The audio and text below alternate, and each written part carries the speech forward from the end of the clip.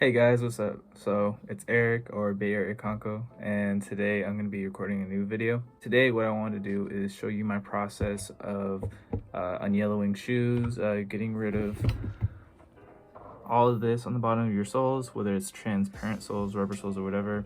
I'll be showing you guys step by step what I do and kind of like the services that I provide as well for like restorations, and just giving you guys the inside scoop on what's going on when I have a pair of shoes in my inventory. Today, I'm working on these 11s. I'll probably show some better recordings in a second to go over. Today we're going to be getting rid of this heavy yellowing. I like to get as much yellowing out as possible. I'll have these in here for as long as they need to be. When I'm working on my customs, or restorations in this case, and I'm doing the de-yellowing, first what I like to do is I always do a deep cleaning on my shoes. But before, I was using a lot of the Angelus or Rejuvenator products for the cleanings, and if you don't already know, their products are a little bit on the expensive side. With everything going on in the pandemic, a lot of the stuff that you order from them now, it's taking a while to get shipping through. I didn't necessarily have the time to do the waiting to get those products. Instead, I kind of used home methods that I would use when I was younger, and cleaning, making sure our clothes were clean and shoes and stuff was pretty big in my house. Whenever we wore our shoes, they're all pretty much always in really good shape. That was just kind of like how we are, and that's how I was kind of raised to be. In this case, what I'm actually using to do my cleanings is trusty dish soap. Usually I get almost like the degreaser kind of version that I use. It's like 40% less scrub or whatever it says, the one they use for the little ducks. But I'm using this. It's super helpful. I have some other shoes over here that I can show you that I've already done my de-yellowings and I've already done my deep cleanings for. In my setup, you can hold up to 2 pairs of shoes at a time, unless you were to do something like, in some cases when I get shoes, someone will give me the soles that are already separated from the shoe. I don't know how many you could fit in at one time if I had that many in my inventory, but I think you guys kind of get the idea. First, we're going to do the deep cleaning, which will consist of me going over with a brush in my solution. I did some of the cleaning that's already here, but the most important part for the de-yellowing is making sure the soles are as clean as possible. And not only are they as clean as possible visibly, but going over it with acetone or alcohol to make sure you get every bit of dirt out, or else your de-yellowing is not going to be as effective as you would like it to be. Anyway, we're going to get right into that. I'll record some different stuff to give you guys better perspective on what's going on. Thank you very much.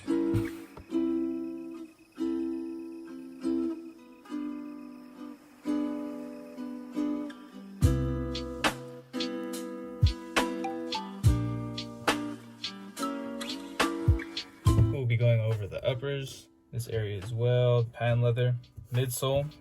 Go over this area, laces, tongue, around the inside, the lining. Afterwards, I'm going to be going over this with a razor and getting those little fuzz balls out. If you look closely, you can see that there's a lot of grainy dirt in it. The dirt has been on the shoe for so long that it is ingrained deeply. This is what truly makes your shoes yellow. Over time, this like excess dirt is clinging onto your shoes and changing the color because of the transparency of the sole. On these shoes, they're all black shoes, so it's not like there's any obvious signs of dirt or stains or anything like that. So when you're working with black shoes, it's just mainly working as much as you can possibly see and just making sure you go over everything even if you don't see it, knowing that you're able to clean the whole shoe and that you're not just going over it lazily. And for those of you at home, you can easily do this part as well if it's something you're really sick of dealing with, or if you're just someone that really wants your shoes to look as best as possible. It's a way to get rid of the fuzz balls without ruining the texture, ripping apart the material on the inside. So we'll be getting to this right about now.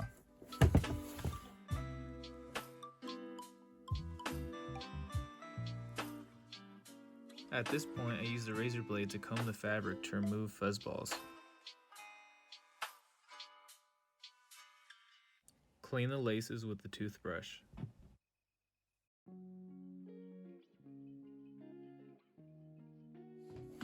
What's up, everybody? So you just saw that time lapse of me cleaning the shoes.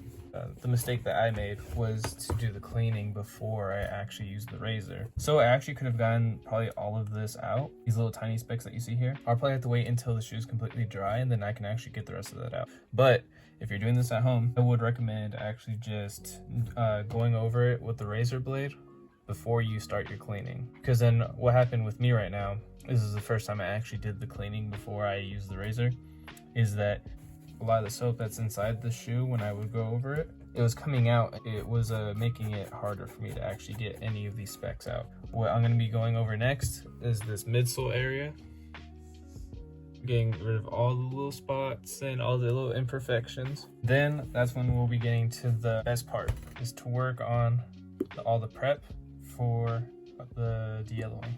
By the way, if any of you guys ever have any questions about anything that I'm doing, please leave everything down in the comments. I respond to all my comments, and I really appreciate you guys' feedback and all of your questions. I love helping you guys out. That's one of my favorite things to do. And I will be showing you guys my special setup. But anyway, so I'll be cleaning the midsole area, going over the white, getting rid of all the splotches and making sure that it looks as white as possible. Now we'll be moving on to that part. Thank you very much for getting to this point in the video, and I'll see you in just a second.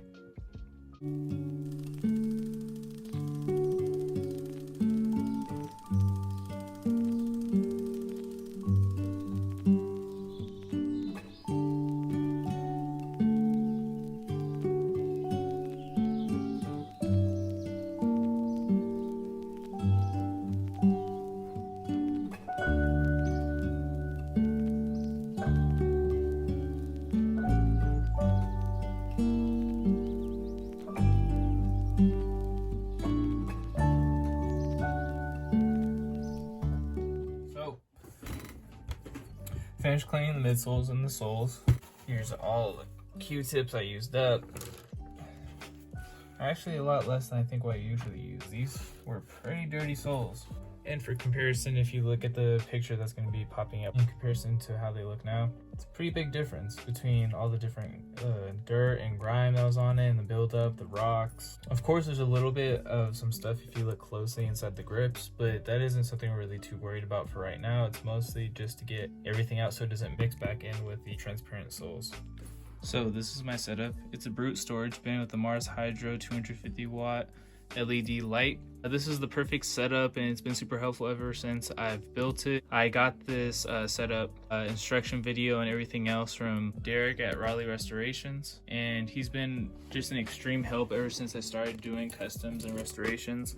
This has been super reliable. This is how it looks inside. The material inside, I'm unfamiliar with the name. I forgot the name for it.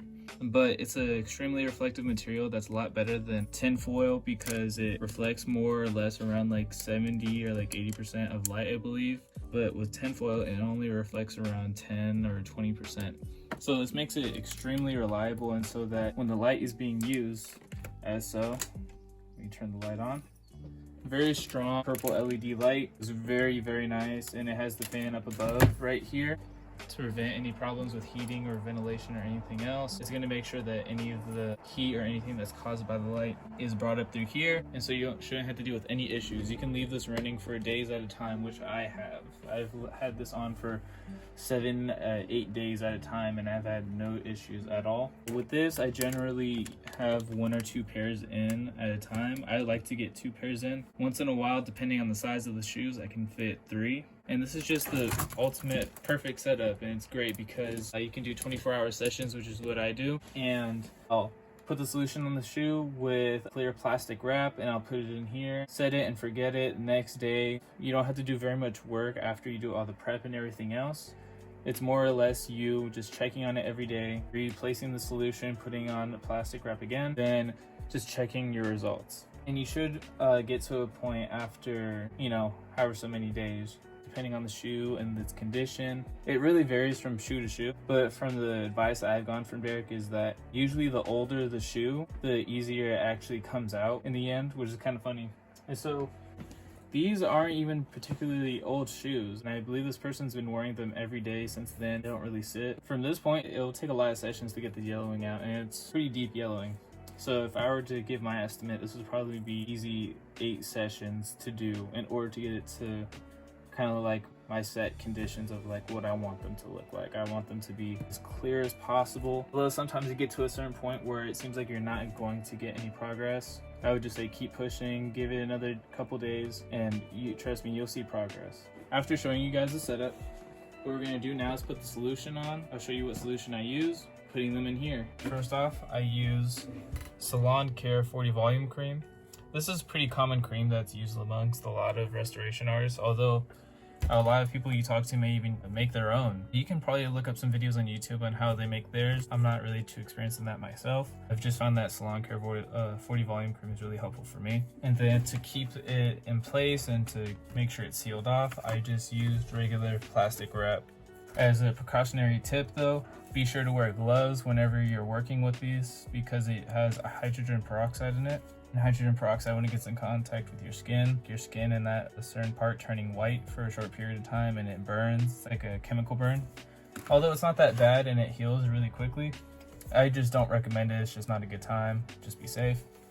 I'll get this, I'll apply it to the shoe in like light medium coats. I'll be going through another time lapse right now, showing you guys the process. This should be really quick and easy.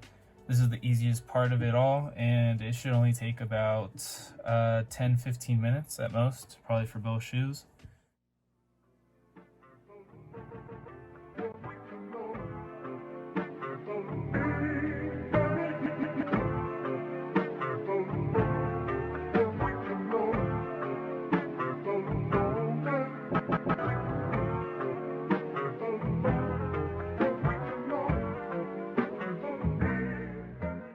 So now that the solution is applied, what you do now is just use the plastic wrap and wrap it around so that it completely covers the soles. Tap the edges that lead to the midsole and the carbon fiber. Make sure that it's just kind of tucked in place, and so that none of the solution leaks out, and not only that, it doesn't come into contact with too much air, and so that it evaporates too quickly. When it's time for you to apply your next coat, that there's still some of the solution remaining, but some of it has gone away. It shouldn't be completely gone by the next like 24-hour session that you're going to use. And if you're using shorter sessions, then it should still be there. But in my case, I am using the 24-hour method, and so that's how it works for me.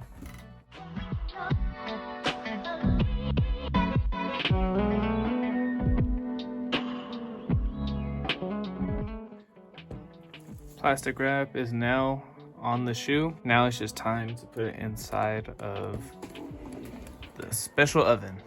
All right, let's go.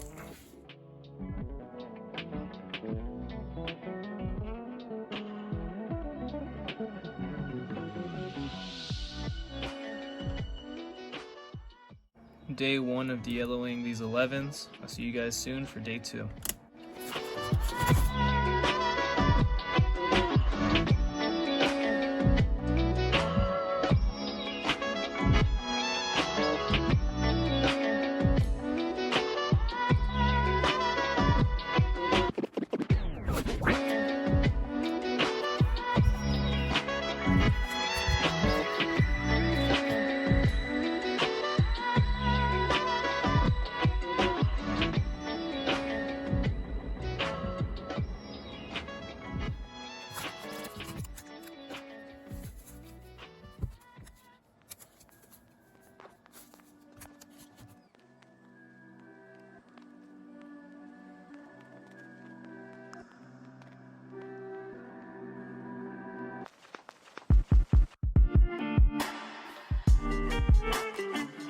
Took 7 days of recording and doing the process of de-yellowing and 2 days of editing in order to get the final results you'll be seeing in the next clip.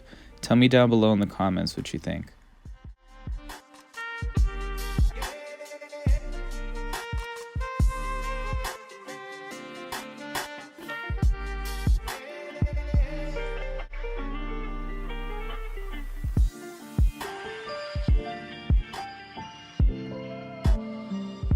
Thank you guys for watching my video. If you liked it, please leave a like, comment, and subscribe.